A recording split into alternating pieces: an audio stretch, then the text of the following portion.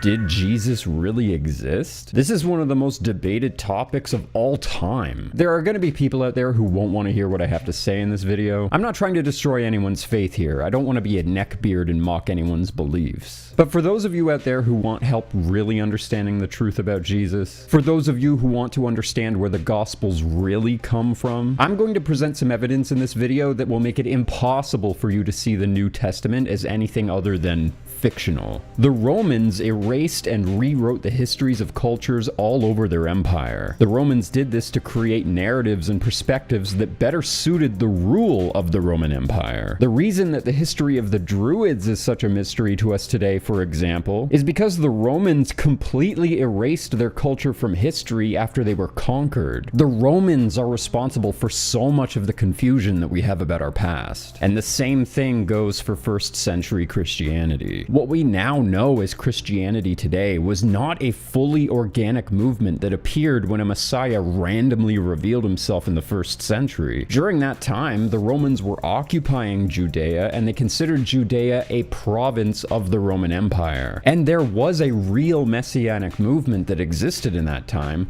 but they were trying to find a Messiah to help save them from the Romans. The original ancient believers of the Abrahamic faith believed that the Messiah was supposed to drive the Romans out of their land and give Judea back their sovereignty. But clearly that's not what ended up happening. Regardless of who Jesus really was, and regardless of the true purpose of what the Messiah was supposed to be, the New Testament was written by the Romans decades after Jesus would have passed away. The Romans did this as part of their effort to revise the true history of the Messianic movement and cover up the truth about what actually happened back then. The Roman effort to forge a new religion around the Messiah, around this Jesus character, was authored by a specific ruling family in Rome, the Flavians. The Flavians created Christianity to pacify the Messianic movement, to turn them into a benign, harmless movement, and as part of their effort to bring the Abrahamic faith under the control of the Roman Empire. The Romans erased all historical and religious records of the Abrahamic faith from that time across the entire Roman Empire, from every culture in every region. And the only historical writings that appeared to have survived this Roman purge were the Dead Sea Scrolls, which were hidden in a cave specifically to protect them from the Romans. If there really was a Messiah who revealed himself to the people of Judea in the first century, then there's very little chance that we can find any truth about this man in the Gospels. The truth about Jesus, if there ever was a real Jesus, is completely lost to us today. The Gospels were very likely never designed to represent him authentically. So, why did the Romans do this?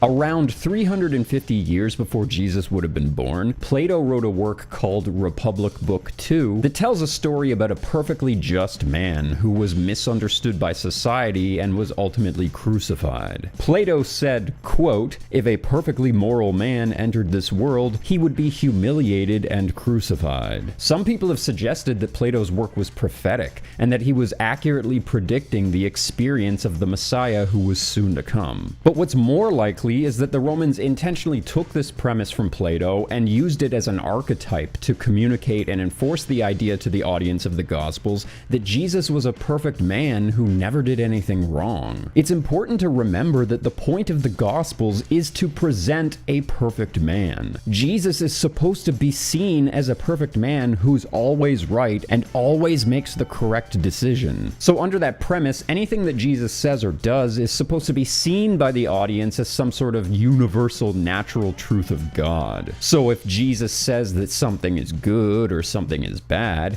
the implication is that we as the audience are also supposed to see those things as good or bad as well. If Jesus makes a decision or performs an action, we too are also supposed to see those as the correct decisions and actions. This is the purpose of Jesus as a literary character. Using a perfectly moral character like Jesus as a mouthpiece for the values of the Roman Roman Empire, for example, would be a very powerful way to create a perception about their power structure. Even as an atheist, I always assumed that Jesus was a real person. There have been plenty of secular and non-Christian Bible scholars and historians throughout time who have all agreed that Jesus was a real man. And even when they were skeptical about Jesus, they weren't questioning whether or not he was real. They were critical of things more like whether or not he could perform miracles or if he was the Son of God. The first time I had ever actually seriously considered whether or not Jesus was real would have been in the 2010s when I came across Dr. Richard Carrier's work on the historicity of Jesus. In his book, he presented the observation that the Gospels were actually written in Greek play format, and Carrier argues that because the Gospels were written in a play format and were not written as historical accounts, this gives us sufficient reason to believe that Jesus was written as a fictional character who never actually existed. When I heard Carrier say this for the first time, his logic never really satisfied me. Just because a story is fictionalized doesn't mean that it's not based on some level of truth. There are plenty of based on a true story books and films that take creative license with real events, and the story of Troy and Homer's Iliad is clearly based on some sort of reality. Troy was a real city, and I would still make that exact same argument about the Gospels. Later, as I looked into the sources of the Gospel myself, I started to understand that Carrier might have actually been onto something. I still believe that Jesus probably was a real person,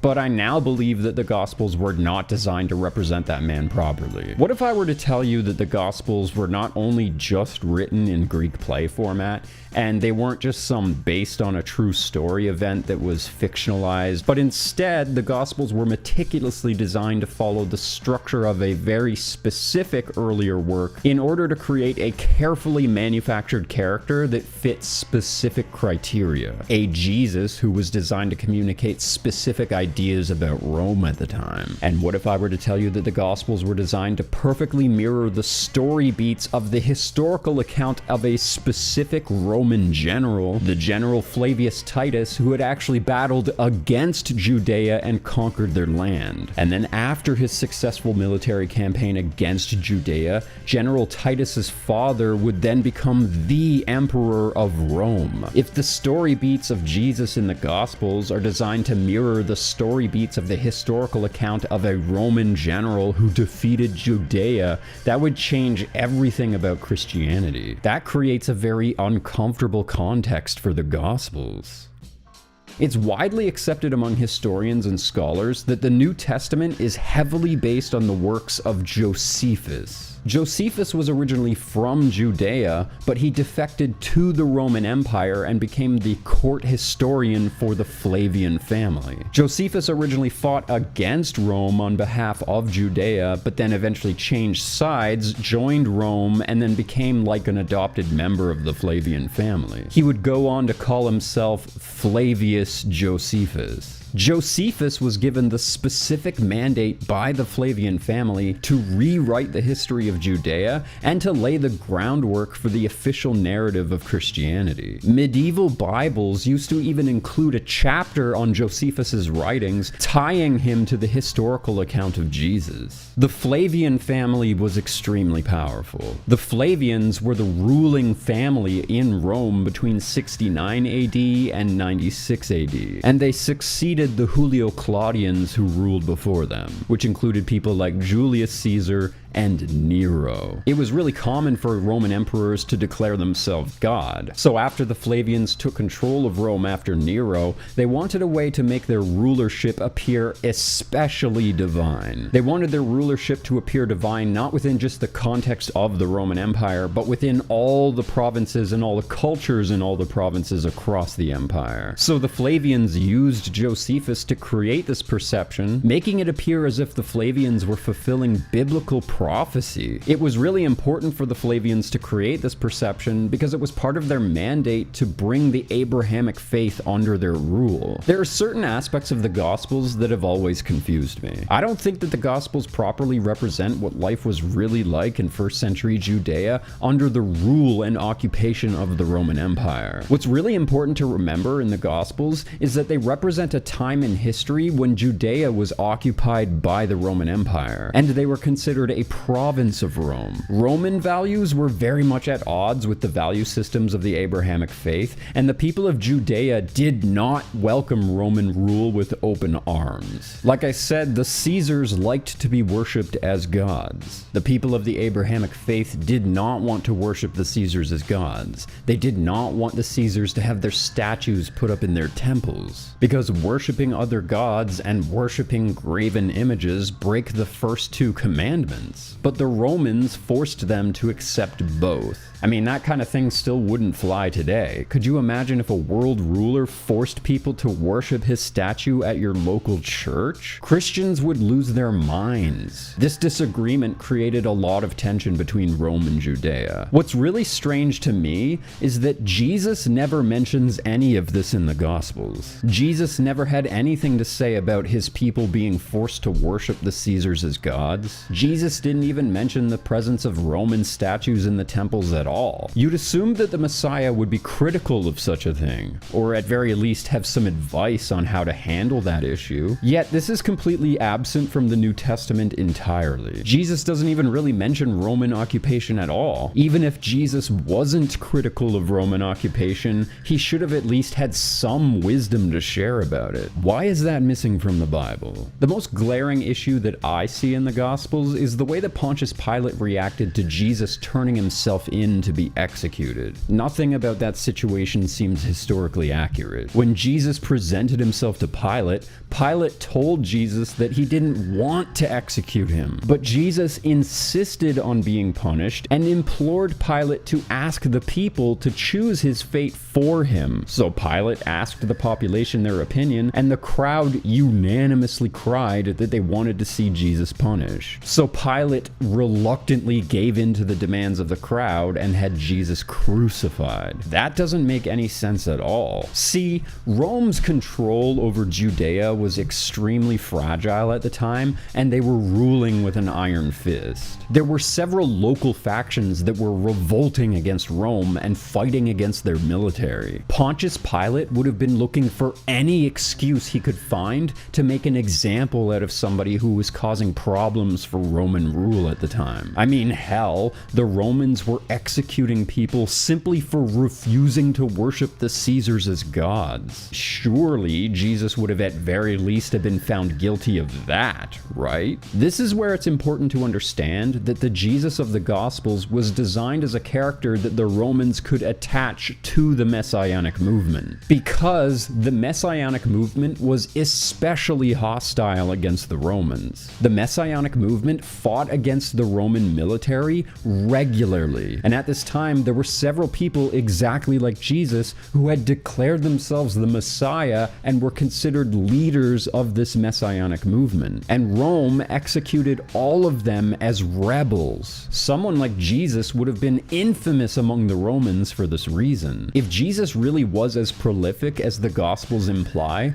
then the Romans would have had their eye on him for a very long time. Pilate would have had every reason to want to get rid of Jesus and to make an example of him. And also, none of the people of Judea wanted the Romans there, and most of the people of Judea were vividly aware that the Messianic movement was one of their best hopes to get the Romans out of there. So it's way more likely that the general population would have been more sympathetic towards Jesus in this situation. If the people of Judea really hated Rome, why would they ask the Roman emissary, Pilate, to execute someone who was seen as one of their own rebel leaders? That makes no sense to me at all. My entire life, I always wondered if the story of Jesus and Pilate wasn't just Roman propaganda created to make it look like Rome was pro-Jesus. Strangely, in the Gospels, Jesus comes across as very pro-Rome in general. Jesus almost completely contradicted the sentiments of the Messianic movement at the time. And when Jesus was critical of power structures, he focused his criticism on the religious leaders of Judea at the time, the Pharisees and the Sadducees. Jesus never actually criticized Rome a single time, yet he was extremely critical of the tradition holders of their culture. Why is Jesus presented this way in the Gospels? By being selective about who he criticizes in the New Testament, Jesus creates the perception in the Gospels that Rome is good and that his followers should would be cool about Rome. Within the historical context of the power struggle between Judea and Rome at the time, Jesus comes across like he's completely undermining Judea in this situation. The point that I'm making is that the Gospels are designed to make the Messianic movement look as if they were pro-Rome and anti-Judea. The perception that the Gospels create about Rome in the first century is a lie. The true nature of the Messianic movement is extremely clear in the Dead Sea Scrolls. The reason that the Dead Sea Scrolls are so important is because they preserve the true sentiments of Judea during the time of the Roman occupation. So just think about it. If the Romans really did erase the history of Judea, then we absolutely should not trust Roman sources on the Messiah. Why would Rome erase the history of the land, but then preserve the history of a single character? The rebellion against Rome was extremely messy. Different messianic factions would declare different people as the Messiah until that Messiah either passed away in battle or was captured by Rome and crucified. It would make a lot of sense that the people of Judea would want a descendant of King David to rally behind. Basically, they were looking for a new king. It would have been really good for their morale to have a new king to rally behind and to help them re-establish their sovereignty. At one point, one of these messianic groups actually managed to create a sovereign state within the Roman Empire. And this made the Romans angry, until the Romans eventually won the war and destroyed the temple after taking Jerusalem. It was the Flavian family who led this campaign against Judea and took Jerusalem. The Old Testament Bible predicted that a world ruler was supposed to rise up out of Judea, and the Flavians wanted to capitalize on that prophecy and make it appear as if it was about their family. Like I said, in 69 AD, the Flavians were declared the rulers of Rome, and they wanted to make it appear as if they were fulfilling Abrahamic prophecy. So they had to find a way to twist the truth about the history of Judea and their military campaign against them to make it appear as if the Flavians were divine and that they had always been the good guys the entire time. So they had to erase history to make this happen. In reality, the militaristic messianic movement would have actually been seen as the heroes of their day in Judea. And even though the Romans had defeated the messianics in Judea,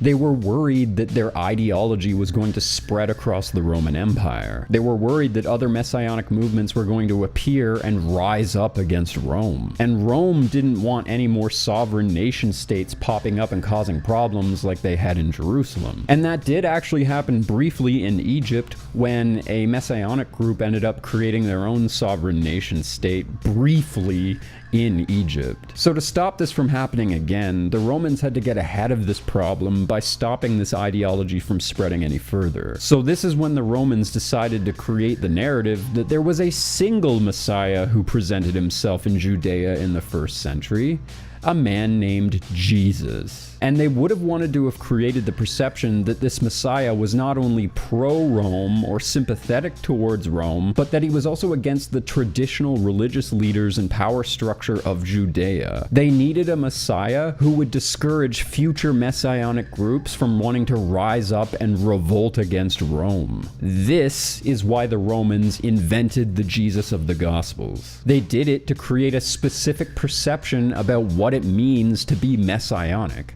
what it means to be a follower of the Messiah. This is how we end up with a Messiah that's a pacifist, that taught his followers to turn the other cheek, to give unto Caesar what is Caesar's. This is how you end up with a Messiah that was happy to be turned into the Romans to be executed and even insisted on being punished. These ideals attributed to Jesus were designed to pacify the messianic movement. These ideals were projected onto Messiah worshippers to turn them into a benign movement, and to encourage them to accept Rome as their leaders. And it worked. This is the power of history revisionism.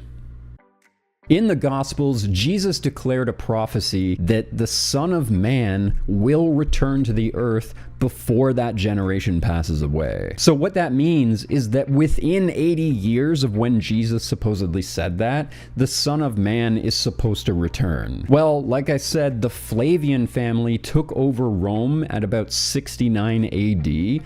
This was roughly 40 years after Jesus supposedly said this. This is also when the Gospels were written. The Flavian named Vespasia was appointed emperor of Rome, and naturally, he declared himself God. And his son Titus, the general who defeated Jerusalem and the messianic military, declared himself the Son of God. I believe that the Flavian family intentionally manufactured Jesus' prophecy of the return of the Son of Man in 80 years as a way to make it look like Titus was the return of the Son of Man. This was meant as a message to the Abrahamic people. That message being that not only was the Flavian family divine, but they were fulfilling biblical prophecy. That Titus was supposed to be the return of the Son of God. And they also created the perception that the Flavian family was that same powerful ruler who was supposed to rise up out of Judea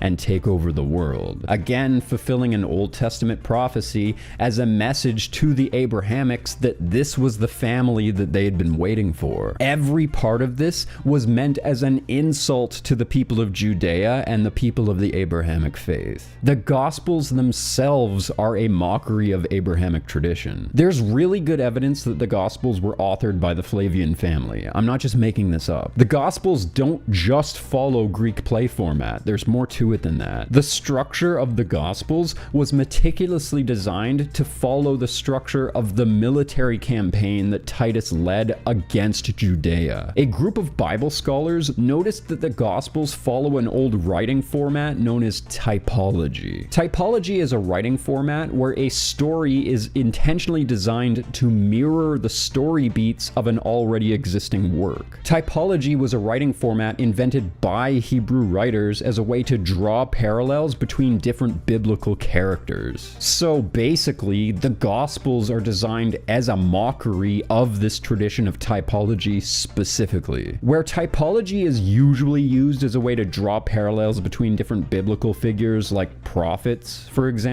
the Romans used typology in the Gospels as a way to draw a parallel between Jesus and the Roman general Titus. Flavius Josephus, the man who had defected from Judea to Rome to become a Roman historian, had already written the official historical account of General Titus's campaign against Judea by this time. So the Flavian family decided to use Josephus's historical writings as their basis for the Gospels. The events and story beats of the Gospels nearly perfectly parallel the events of the historical writings of Titus's military campaign against Judea. I highly recommend that you watch Caesar's Messiah, the Roman conspiracy to invent Jesus, to get more information on this. Actually, just check out their YouTube channel because they have a bunch of different videos that sort of lay this out a little bit better than I do here. But I'm going to give you 3 different examples of typology parallels here just to make my point. Like I said, Vespasia was the man who was declared emperor of Rome,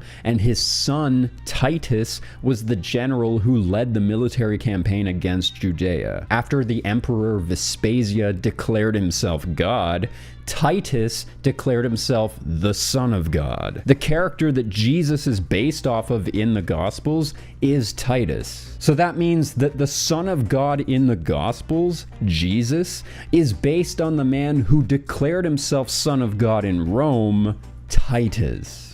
Do you get it? The entire reason that they used typology to create parallels between the Gospels and the historical account of Titus was to reinforce the idea that Titus was the return of the Son of God as Jesus predicted in the Gospels. The parallels between Jesus in the Gospels and the military campaign of Titus begin in Galilee. In Galilee, Jesus meets some of his disciples for the first time while they're on a boat trying to catch fish. Jesus tells these men that if they choose to follow him, if they choose to become his disciples, then he will make them fishers of men, or catchers of men. Well, that event is based on the beginning of Titus's military campaign against Judea. The historian Josephus explains that at the beginning of his military campaign, Titus went to Galilee and told his military to go out into the water and destroy all of the fishing boats and capture all of the fishermen. All of the fishermen tried to flee from the Roman military, many of them even jumping into the water to try to swim away. But Titus's military chased them all down, capturing all of them, including the people who were in the water trying to swim away. So at the beginning of Titus's story, in Galilee, Titus's military were literally fishers of men. In the Gospels, much later in the story, Jesus declares that he's going to go to Jerusalem, but after he travels there, he ends up staying outside of the city for a while, and then he eventually makes a triumphant entrance into the city of Jerusalem, riding the back of a donkey. It's a bit strange that Jesus decided to wait some time outside of the city before entering, when he could have just entered Jerusalem immediately after arriving there. Why would Jesus wait outside of the city like that? Well, the reason Jesus decided to wait outside of Jerusalem for so long is because that's matching the story beats of Titus's military campaign. Historian Josephus explains that Titus went to Jerusalem to conquer the city, but he was obviously denied access to the city by the military who was defending the city. So Titus had to conduct a battle against Jerusalem. Because of this resistance, it took some time for Titus to gain access to the city of Jerusalem. And then after Titus defeated the armies that were defending Jerusalem, he made his triumphant entrance into the city as its conqueror. Again, the story of Jesus was mirroring the story of Titus's military campaign. And for my last example of a typology parallel, in the Gospels, Jesus went to Godara and met a man who was possessed by a demon named Legion, because they were many, right? You see where I'm going with this? Jesus cast this legion of demons into a herd of pigs, who then immediately ran into the water and drowned. This mirrors the Battle of Godara that Titus conducted. According to Josephus, Titus fought a legion of defenders in Godara and defeated them by driving the military into the water. The demon of Godara, the demon named Legion, represents a legion of defenders who were defeated in Godara. There are several more examples, obviously. I can't get into all of them here, but most of them are exactly like this. Hopefully you'll look more into this yourself and you'll find that this interpretation is true. Once you see it, you can't unsee it. It's pretty clear. Before I give my final thoughts here, I just wanted to thank my patrons and my channel members for supporting my videos. I could not do this without you. I love you guys. You're amazing. I'm definitely going to have to make a lot more videos on the historicity of Jesus. There's a lot more to cover here. The writings of the Apostle Paul, for example, are just as fictional as the rest of the Gospels. There's still reason to believe that Jesus could have been based on a real person. I personally believe that there probably was a real Jesus, and that even some of the philosophy that we see in the Gospels can actually be attributed to this person. And multiple times I've told you that I see myself as a Jesus fanboy. A lot of the philosophy that's attributed to him I like a lot. And you can even say it's sort of ironic that the Jesus created by Rome would pacify you against wanting to rise up against Rome. But the thing is, I actually kind of agree with that philosophy. I've explained this a little bit before. All throughout history, there have always been big, powerful, evil organizations that have run the world. But we didn't manifest into this life so that we could become soldiers that fight against that evil. That's not why we came here. That's not the point of life. The point of being here is to try to create a personal relationship between us and the Father, or us and God. And then we also came here to develop self-awareness, to learn who we are, and then try to transcend that. We came here to evolve spiritually. And the funny thing is that a lot of that stuff about Jesus that you might be able to say is propaganda, I agree with. Don't sit around getting upset about Rome. Don't sit around worrying about the evil power structures. Focus on your own spiritual journey. That's so much more meaningful and fulfilling. Maybe Jesus was real, a man that was so prolific that his influence was remembered for decades or maybe even centuries after he passed. And it's also possible that Jesus really was a descendant of King David, and then he was eventually betrayed by his own followers and ultimately executed by Rome. But if there actually was a real man that we now call Jesus,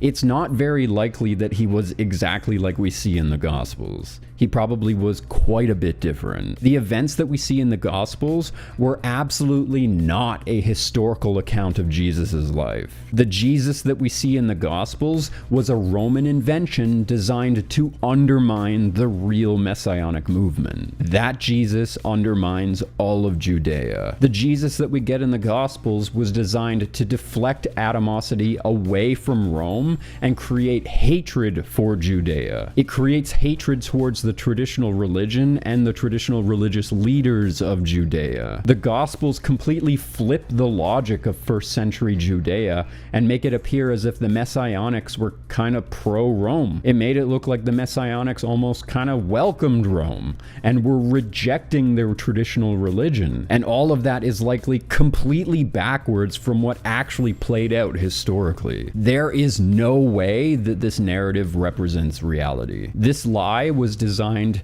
to hurt Judea. Like I said, it was designed to try to bring the people of the Abrahamic faith under the control of the Roman power structure. Remember, Rome was there the entire time that the events of the Gospels were taking place. Rome was present for the entire Messiah ordeal. Rome had every reason to want to try to control the narrative of these events and to frame them the way that they did. The Flavian family specifically had every reason to want to control this narrative. Remember how I said that Rome completely erased the history of the Druids? Well, it was the Flavian Titus who actually did that, only a few years before his campaign in Judea. Rome and the Flavians were obsessed with maintaining control in Judea. And if the truth about the Messiah and the Messianic movement had managed to spread across the Roman Empire, there could have been mass defiance against the Romans. The Gospels were manufactured specifically to stop that from happening. The events of the Gospels were manufactured by Rome to undermine the truth about the actual rebellion against Rome. The gospel stories are Roman propaganda. The Messiah that we read about in the New Testament was a character created by the same Roman family that conquered Judea and destroyed their temple. The people of Judea did not kill the Messiah. Rome did. Rome killed everyone who rose up to the mantle of Messiah in the first century. So if Jesus really was one of the messianic leaders in the first century Judea, then Rome would not have treated him any differently. The idea that Pilate was reluctant to execute Jesus is totally nonsensical. History is a lie.